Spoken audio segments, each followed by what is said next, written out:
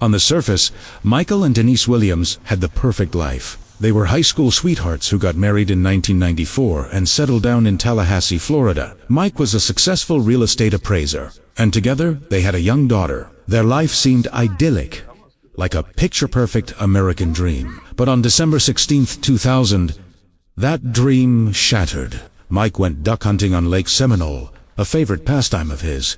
But he never came home. When he failed to return, a massive search and rescue operation was launched. They found his boat, his hunting gear, and his truck parked nearby. But Mike was nowhere to be found. The prevailing theory was a tragic accident. He must have fallen out of his boat, drowned, and his body was consumed by the lake's alligators. It was a horrifying thought, but it seemed like the only explanation. Yet, a few things just didn't add up. For starters, it was a cold December day. Reptile experts pointed out that alligators are cold-blooded and would have been largely inactive, making it highly unlikely they would hunt or even feed. Then, 6 months later, waders supposedly belonging to Mike were found in the lake. But strangely, they showed no signs of an alligator attack. No bite marks, no tears, nothing. The mystery deepened. Another key figure in this story was Brian Winchester, a close friend of Mike's.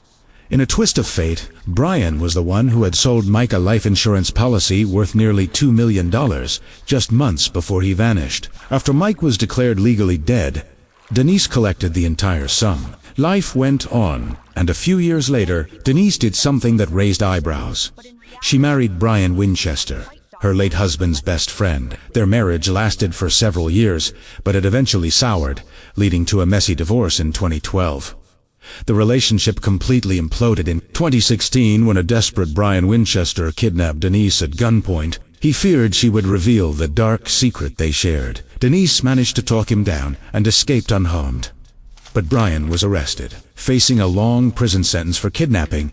He knew he had only one card left to play. In 2017, in exchange for immunity from murder charges, Brian Winchester finally confessed to the crime everyone had long suspected but could never prove. He told investigators the chilling truth. He and Denise had been having an affair for years. He admitted that on that cold December morning, he hadn't gone to help search for Mike. Instead, he had met Mike in a remote area, pushed him out of his boat, and shot him in the head. He then buried Mike's body near a lake, miles away from where the official search was focused. He claimed the entire plot was Denise's idea, that she was the mastermind who wanted Mike gone so they could be together and cash in on the insurance money. With his confession, police were finally able to locate Mike's remains after 17 long years, bringing some closure to his grieving mother, who never believed the alligator story. In May 2018, Denise Williams was arrested and charged with first-degree murder, conspiracy, and fraud. During her trial, the prosecution painted her as a cold, calculating woman who manipulated her lover into killing her husband. Her defense, however, argued that she was just another victim of the manipulative Brian Winchester, claiming he acted alone and was now trying to blame her to save himself. The jury was faced with a classic he said, she said scenario, with two former lovers pointing the finger at each other.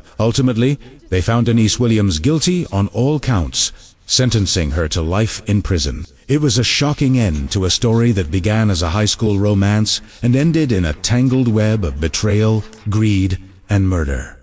But the story isn't quite over. In a surprising turn, an appeals court later overturned her murder conviction, though her conspiracy conviction still stands. The case of the Lake Seminole disappearance remains one of the most complex and debated true crime stories to this day. What do you think really happened? Let me know your thoughts in the comments below. Thanks for watching, and if you're interested in more deep dives into fascinating cases, be sure to subscribe.